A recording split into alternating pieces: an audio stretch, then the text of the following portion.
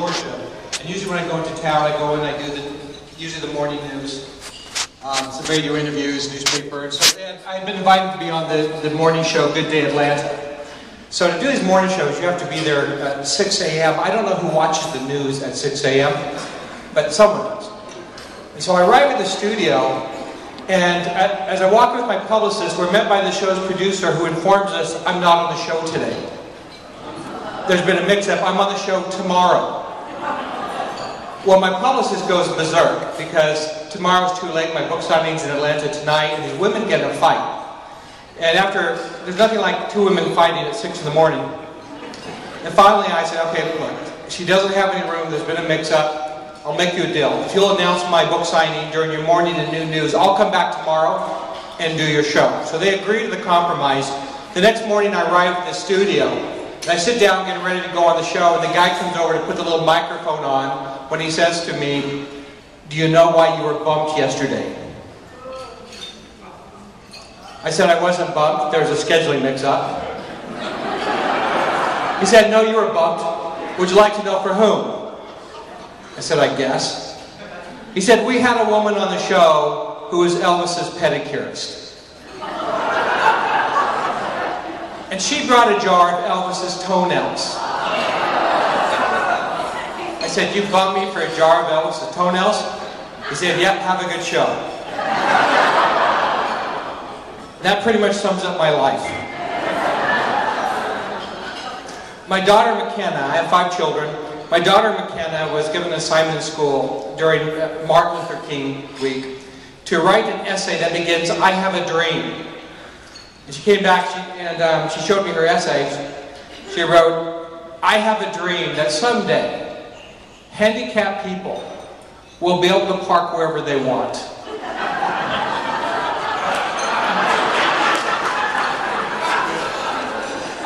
Children have a really clear way of seeing life. It was actually 20 years ago this October that I had a dream. And so it's a dream that many I know that you have. I wanted to write a book. At the time I was writing copy mostly for political candidates and radio commercials, and I always wanted to write something. And I know it's a pretty common desire because that's all I heard the first year is I want to write a book too. And so I decided to write this book. And I thought, well, what do you write? And I heard somewhere that you should write something that's important to you. And I thought, what's important to me? I thought, well, the thing I'm most passionate about in my life right now are my daughters. We had 2 little girls, Jenna, who was 5, and Allie, who was 3. And fatherhood was just an amazing discovery for me. Believe it or not, I didn't want to have children. And I was so madly in love with these little girls, I thought, I'm going to write about them. And this is where the miracle began that brought me here and brought me to Kathy. Because as I began to write this little story, the story began to write itself. By that I mean it would wake me up in the middle of the night or early in the morning. Once I pulled off the freeway and wrote an entire chapter on the back of bills and envelopes and whatever paper I could find in the car at the time. This went on this way for about 4 weeks. The peculiar thing is I wasn't sure what the story was about. And then one morning, the story woke me up at 4 in the morning, and I was getting used to this. The story seemed to have its own timeline. I went out to the kitchen table and began to write, when suddenly I realized what the story was about. That the Christmas box was about my mother losing a child. And as I sat there, I had the most distinct impression that I was not alone. At that moment, I felt like that someone was in the room with me. I believe that was my sister Sue, who was stillborn when I was 2 years old. I said out loud, Sue, you gave me the story for Mom, and immediately it came to my mind, dedicate this book to me, which I did. A few nights later, I went to my wife and I said, honey, I finished my book. Would you like to read it? Which is a very intimidating thing to do to a wife, because either I have to be a good writer, she has to be a good liar. And so she said, well, honey, it's late, we'll do this another time. I said, you know what, just read the first 3 pages. It was 11 o'clock at night. Just read a couple pages. If you really don't like it, you don't have to read it. So she started to read it, and she kept reading, and reading, and reading. Pretty soon, it's almost midnight, and she's still reading. I noticed there's tears streaming down her cheeks. She finished the book and set it aside, and then she fell over and started to cry. Really hard, like sobbing, crying. And I just watched her, and then when she could speak, she said something very telling. She said, "Rick, where did you get that story?" And I told her about the experience I had had writing it, and she said, "It makes me want to be a better mother." 2 nights later, I had the privilege of handing that story to my mother and telling her that I believed that my sister brought it to me. Now, this is the part that's interesting to me, and this is the part that endears me to what you are doing. My mother never talked about Sue. No one talked about Sue. It was something that was not to be mentioned. When my mother lost Sue in the hospital as a stillborn, she was given a flower and told it did not matter. She was told to just go home and have another baby. My mother suffered. She suffered alone. No one understood. My father didn't understand. And she went through that alone. And it had a great impact on her life. And she suffered much.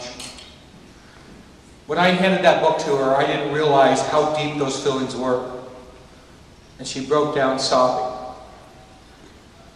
I also it was Christmas Eve, I gave out copies to my siblings. I went out to Kinko's, I made 20 copies, and handed those out.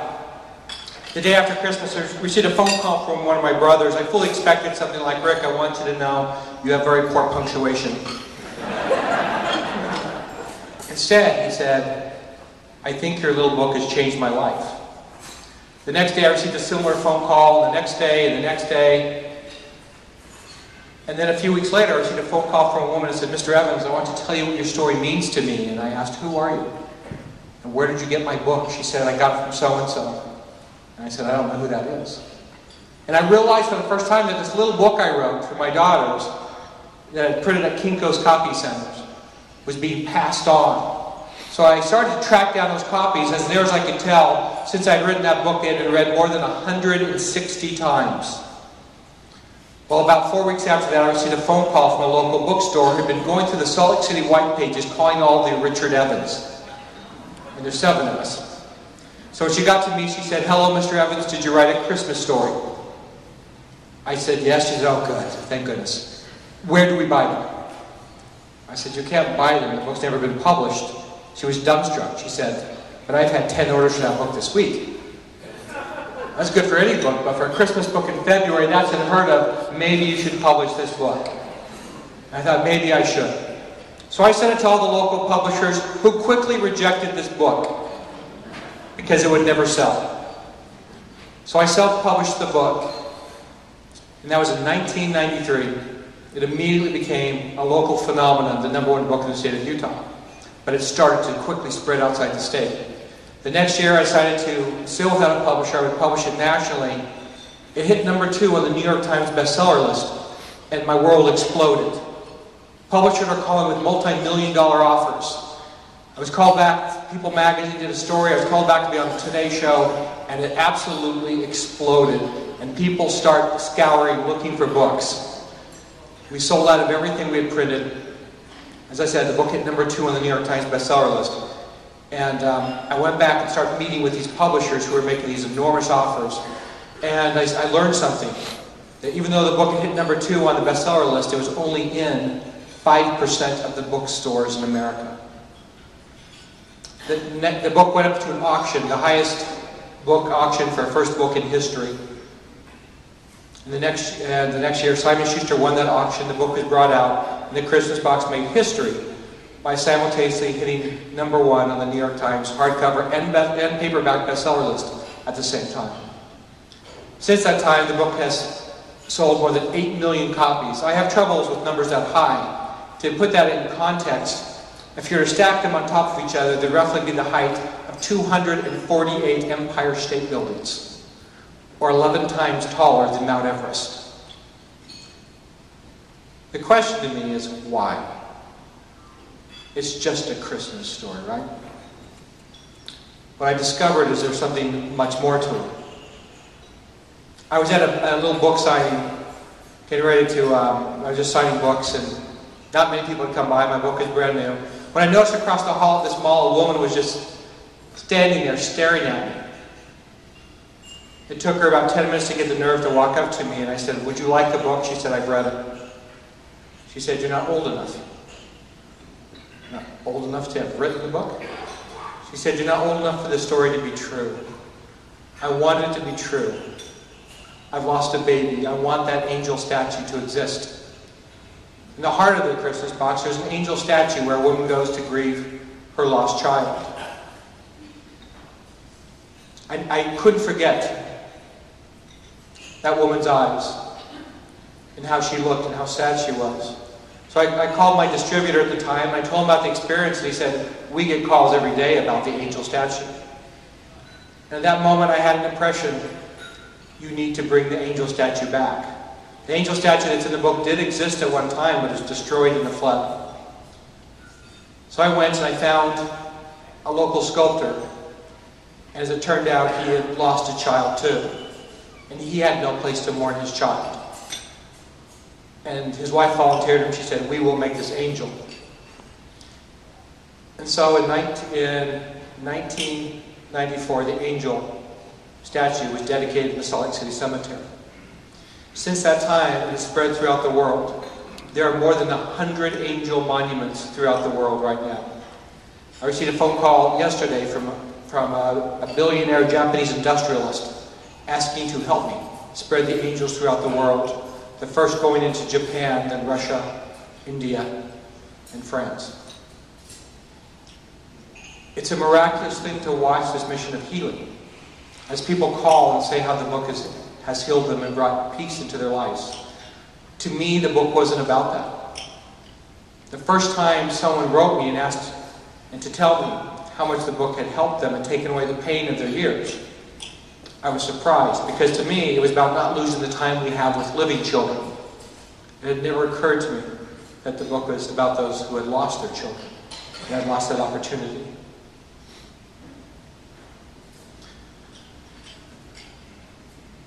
I had a really remarkable experience. I've had hundreds of them, literally, that everyone who has ever worked for me recognizes the miracle of what's happened. But this is one that really illustrates to me what happens. When I had my office downtown, I used to go up to the angel's statue to meditate. And one day, and I always look at the notes that people leave at the angel statue. And one day, someone had made, it was around Easter, they had made a homemade Easter card. And I opened it up and it said, "To my little girl, I hope there are Easter dresses where you're at. Love, Mom." It really moved me. So I took the card with me. And my dad had made me a Christmas box, and I would put the card inside there. I would keep special things inside that Christmas box. About 6 months later, I was on book tour. I was speaking about grief to a large crowd, and afterwards a woman came up. She said, "Mr. Evans, what you said was very healing for my daughter and I." She said, "My daughter has lost a child, a 4-year-old girl. She would like to speak with you, but she's a bit emotional." She's standing over there, and I looked over, and a very young woman, looked like she was barely 20, and she was sobbing. And I said, "Well, let me go talk to her." And I walked over to her. And as I walked up to her, I had a vision. And I saw very clearly that Easter card. And she said, she looked up and she wiped her eyes. She said, "Mr. Evans, I've been to your angel statue in Salt Lake City." And I said, "I know. You made an Easter card. And you wrote, 'I hope there are Easter dresses where you're at.'" Her mother stared at me, concerned about what I was saying. She knew nothing about it. And the daughter just stared, and the tears stopped, and she said, "How did you know that?" I said, "I just saw it." She looked at her mother, and she said, "Yes, I did." And for that moment, the three of us shared this remarkable miracle. Another experience, it was when the Christmas Box was the #1 book in the world. I had one last signing my publisher had thrown together. It was a Saturday before Christmas at a Walmart. It was a dangerous place. The line stretched about a quarter mile at least. And I'm sitting there signing books as fast as I can. I'm exhausted. And suddenly this woman walks up outside the line and she just stands there and stares at me. And after a few minutes, she shouted at me. She yelled, "I don't have time to wait in your line, Mr. Evans." And the people in line turned around to look at her. They were annoyed because they'd been waiting for hours in some cases. And she said, "I just wanted to tell you that my little girl was hit by a car last Wednesday and killed. I've read your book every day since then. It's the only thing that's keeping me alive." I stood up and I walked around. I put my arms around her. And she just fell into me and just wept. And I came back and started signing books again. People didn't care so much if she got in line in front of me. It was during this time that Chuck and Kathy Lambert came into my life. And it seemed that we had a similar path. And they have been close family friends for a long time. They traveled to Italy with Carrie and I. They were close friends with my parents before they passed away. And my parents loved you dearly. And you know that, Chuck and Kathy. You meant a lot to them. Your friendship meant a lot. So I love what is happening here. I would like to share with you just one thing before I sit down. You know, you drove here in a horrible storm, some of you. We don't get hell like that in Salt Lake. That was pretty cool. Unless you were in it, I'm sorry. But many of you have been through much worse storms. You have been through maybe the hardest thing that you can go through, and for that you have my deepest and sincere sympathy. But one thing I have learned, and I know with all my heart, that those who take these experiences and decide to grow from them, to honor the presence and the name and the being of those they have lost, to bring honor to them, and to dedicate their time, like so many of here have, to helping others, become noble to an extent that those of us who have not suffered such will never achieve. We, in most cases, do not succeed in spite of the challenges and difficulties we face in life. We succeed precisely because of them. When we lived in Florence, Italy, we lived actually in the Chianti area where the famous grapes are grown and the famous wines are made. And one day I was out walking, which is what I do for inspiration, and as I was out walking, there was a farmer out in these beautiful vineyards, and I stopped to talk to him. I was practicing my Italian. I said, "Signor, you must have good soil to grow such famous grapes." And he said, No, you cannot grow good grapes in good soil." I thought that was curious, so I looked it up, and sure enough, you can't, because grapes are fundamentally lazy.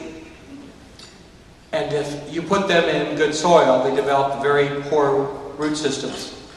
And they take up just barely enough to survive. But because the soil in Chianti is so poor, these grapes, these vineyards grow massive root systems. And the result is a world-famous grape, a very delicious grape that is crushed into make very expensive wines. We are just like that. These experiences are what make us who we are. I learned this lesson in an interesting way. At the age of 40, I was diagnosed with Tourette syndrome. I'll never forget this experience. I'm sitting in the doctor's office, and after 40 minutes of questions, I said, "Doctor, you're talking like I have Tourette syndrome." He looked up, he said, "You do. You're 40 years old. How could you not have known this?" I just thought I was a little weird. I had 3 manifestations of Tourette's. By the way, I spoke at the National Tourette Society Conference last Saturday in Washington, D.C. It's kind of refreshing to be speaking and not have people swearing, barking, and clapping spontaneously.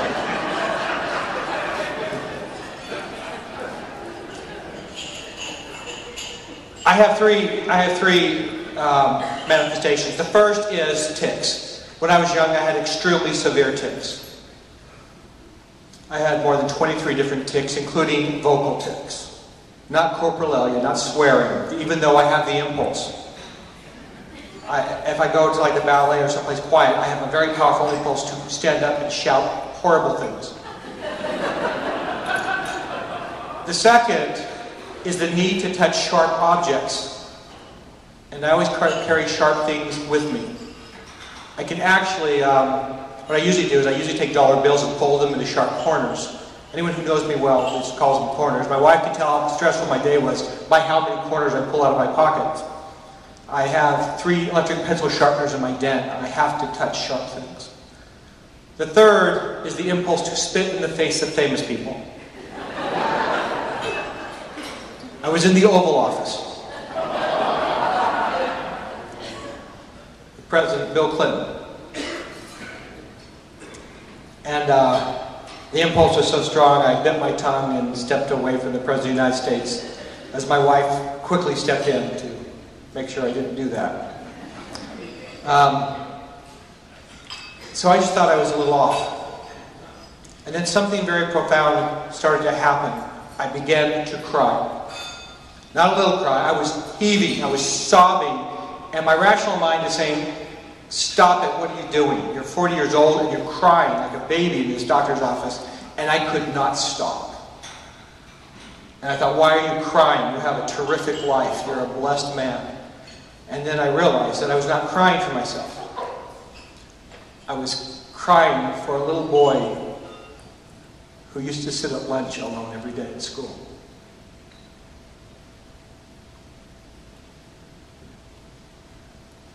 I was crying for that little boy who would hold his face at night because it wouldn't stop moving and it hurt so bad. I was crying for the little boy who was surrounded by all the kids at summer camp because someone called him a freak and they wanted to see what he'd do next. And I wept. And this wise doctor let me weep. And after a few minutes he said, Richard, Tourette syndrome is a gift. I thought, you call this a gift. You do not want to be on this man's Christmas list. This is a gift. He said, Richard, do you know why I'm seeing you today? And I said, you're a doctor. I made an appointment. He said, I'm actually a research specialist, one of the top of the country. I don't take patients. I am here because a colleague of mine told me they were pretty sure you had Tourette syndrome, and I wanted to see what I could do to help you after what you did for me. I said, Doctor, we've never met. What could I have done for you? He said, more than you can imagine. He said, 4 years ago,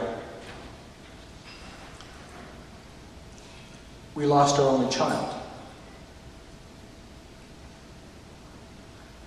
He said, no parent should have to bury their child. He said, it was the worst thing that's ever happened to me, before and since. He said, but what frightened me is I realized I had not just lost my child, I had lost my wife. And I expected her to die soon, too. He said she was mourning so heavily that she was gone. And here I am, a psychiatrist, a gifted psychiatrist, and I can do nothing to save my wife. He said that one day I came home, and my wife smiled at me. He said, honey, what's happened? He said, frankly, I was afraid, because that's a sign when people decide to take their life. All of a sudden they're happy. He said, honey, what's going on? She said, it's going to be okay. He said, honey, what happened? She said, don't be afraid. It's going to be okay. I read a little story today called The Christmas Box. We're going to be okay. He said, Richard, nothing I did helped her. Nothing my colleagues did helped her. somehow your little book healed her. My wife was in a dark, lonely, scary place. And you went in and brought her out. He said, I know what it's like growing up with Tourette syndrome. Not that I've had it, but because I see these kids with Tourette syndrome. I see little boys who want to take their lives. I know about the mocking and the loneliness and the solitude and the bullying that goes on. Because you're different. But do you think that you could have gone in and found my wife if you didn't know what it was like to suffer, to be alone? If you didn't know the path? He said, Richard, you are not Richard Paul Evans in spite of your Tourette syndrome. You're Richard Paul Evans because of your Tourette syndrome. I've thought about that many times over the last 9 years. And you know what? If I had a choice, if I could give away my Tourette syndrome and happy childhood memories, I wouldn't do it. I choose to have Tourette syndrome. I'm very proud of my Tourette syndrome. I just wrote a young adult book called Michael Vey. The bookstores didn't want it, but it debuted at #1 on the New York Times bestseller list. It's spreading throughout the world. We have 500,000 readers, and it just came out in August. We've had 5 movie offers. I talked to the producer of Hunger Games last Friday, and we're turning them all down. It's about a boy with Tourette syndrome. And what I love is all across America, these kids with Tourette syndrome come to my signings. I'm sitting at the signing, and that's a great thing about Tourette syndrome. You can pick them out. And there's a little girl who's blinking really hard, and she's just adorable. And she's probably 9 years old, and when it was time to sign, she walked up, and I said, hi, sweetheart, what's your name? She said, Amy. I said, Amy, may I tell you a secret? I leaned forward and said, Amy, I have Tourette syndrome. She said, so do I. I said, isn't that great? She said, it is? I said, it is. You're a very special girl. And someday you'll understand why. And I looked up, and the mother was standing there with tears streaming down her cheeks. And I understand, because my son Michael, who I wrote the book for, has Tourette syndrome. More severe than mine. But I know that if he chooses correctly, that his affliction will become his greatest ally. And I know that is true of you. And may that give you hope.